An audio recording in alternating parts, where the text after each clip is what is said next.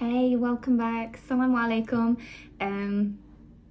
We're back again for another 10-minute wisdom. I promise I'm going to try and keep it at 10 minutes. At the minute, I'm in a hotel room and I'm expecting room service to come any second and be like, can we get in and clean? So I'm just trying to get this video made before then.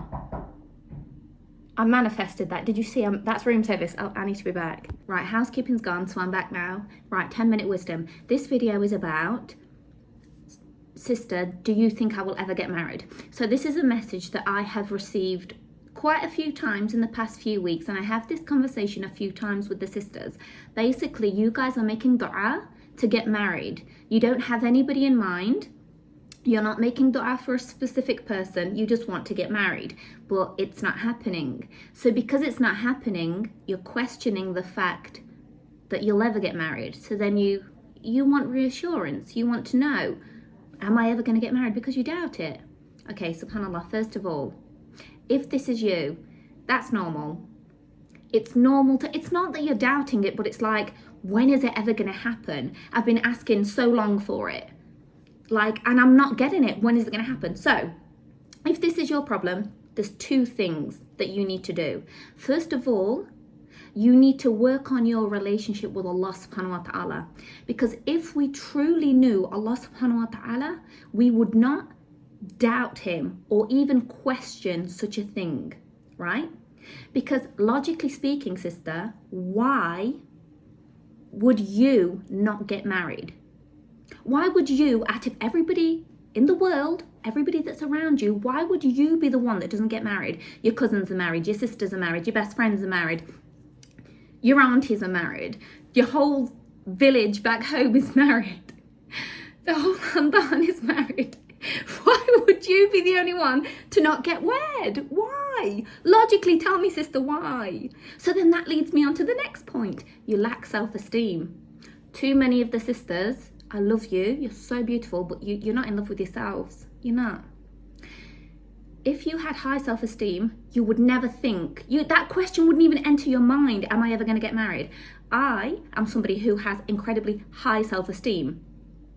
I didn't before. I've been through a lot. I've been through stuff that the average person doesn't go through. Because of that, I had low self-esteem. I built myself back up, which is why I make these videos, because I am helping you to build yourself back up. But let's get back to the point. The point is, I have extremely high self-esteem, subhanAllah.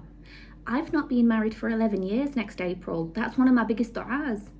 I never, ever, ever, ever, ever think to myself, oh, the clock's ticking. It's probably not going to happen for me. Mom, do you think I'm going to get married? No. I know I am going to get married. I might not be married now. I might be waiting 11 years. I might have to wait 12 years.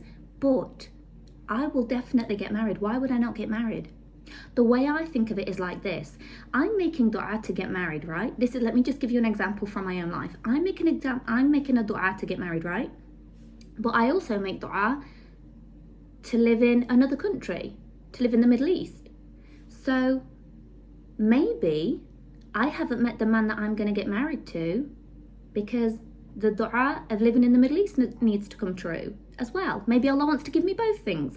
Maybe the man that I'm making dua for lives in the Middle East, and maybe that's how I go to live in the Middle East. Maybe I need to meet the guy that I'm going to marry in the Middle East, but I haven't been on holiday to the Middle East for ages. So it's timing, yeah?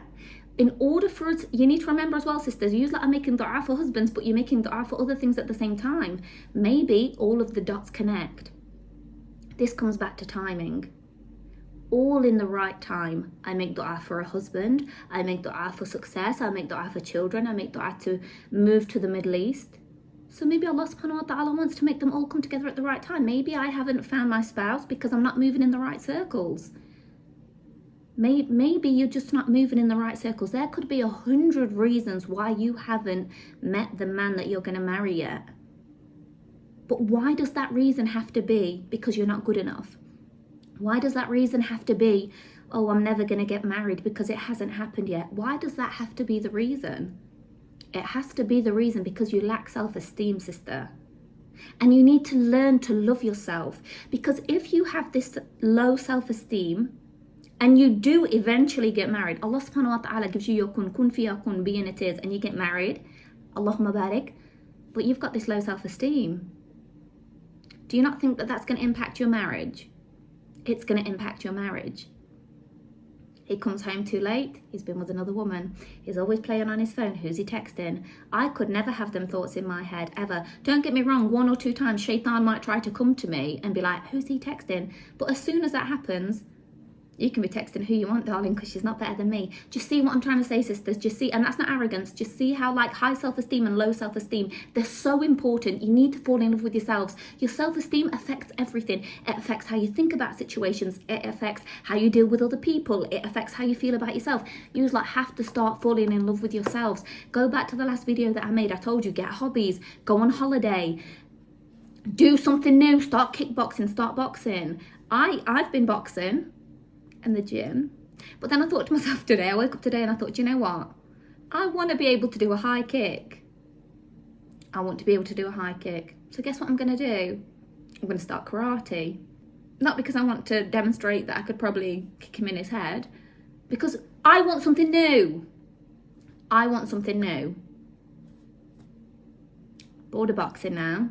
Give me something new. So we're doing karate.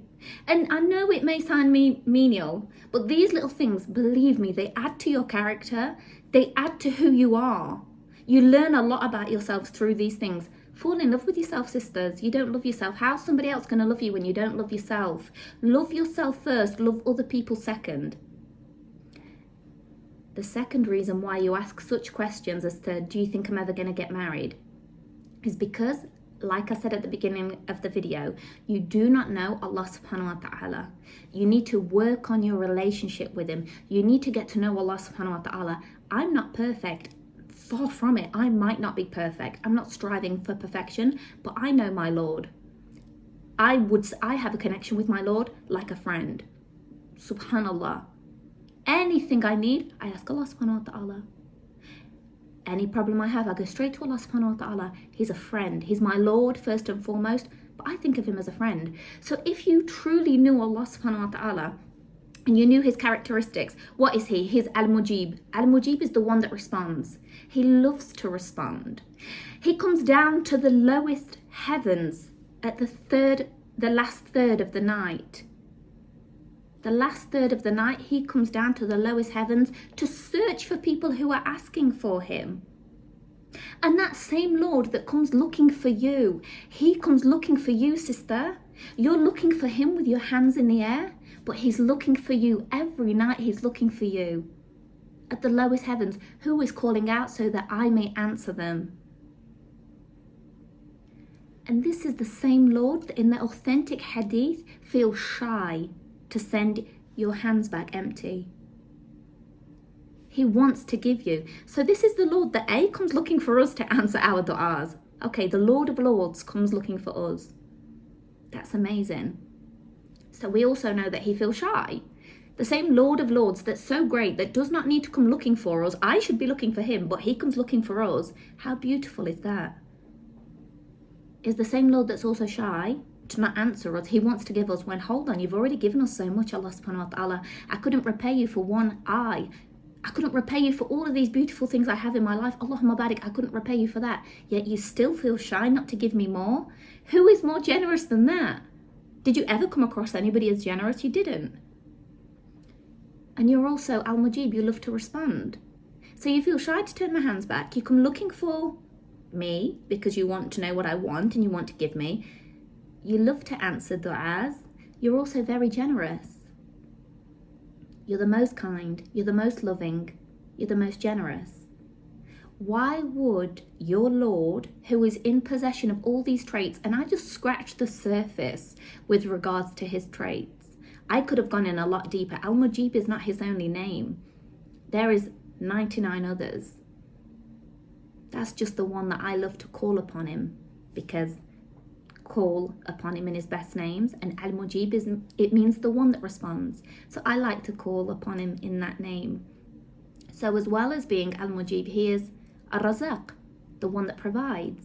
He is the most generous. So you come searching for me, you feel shy not to give me what I want, You are the one that responds. You are so generous. You are the provider. How can that Lord that is in possession of these traits not give you what you want? When you know this about him, how could you ever ask a question or doubt that you'll ever get married? And I don't mean that in a bad way. Son of Adam was created impatient and hasty and anxious. It's not your fault, sister, that you ask them questions.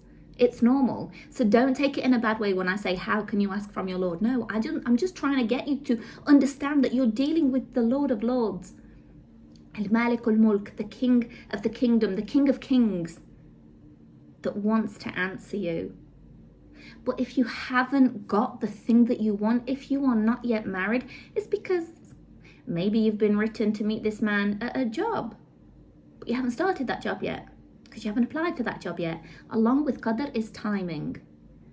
Everything is written, yes, but it's also written at the specified time, sisters. If you are not getting your dua, it's not because you're not going to get it. It's because you're not where you need to be in life yet, right? So I've gone over 10 minutes now. I hope that helps you. You will definitely get married, sister. All of you that are doubting in that, you will get married, sisters. I will get married, sisters. And we'll all just be happily married women. May Allah grant us righteous spouses. May Allah grant us the people who are right for us. May Allah protect us from people who are not right for us. May Allah send us people who have good intentions towards us, because, you know, as well as being married, it's okay to make dua to be married, but like if you got married to the wrong person, that's like living in hell. But that's a whole nother YouTube video. And I'll leave you with this dua, sisters. And you can find me on TikTok. If you need to ask me a question, I'm very responsive on TikTok. And most of the same questions, I'll make videos and answer them on YouTube. So yes, assalamu alaikum, and we'll meet again soon, inshallah.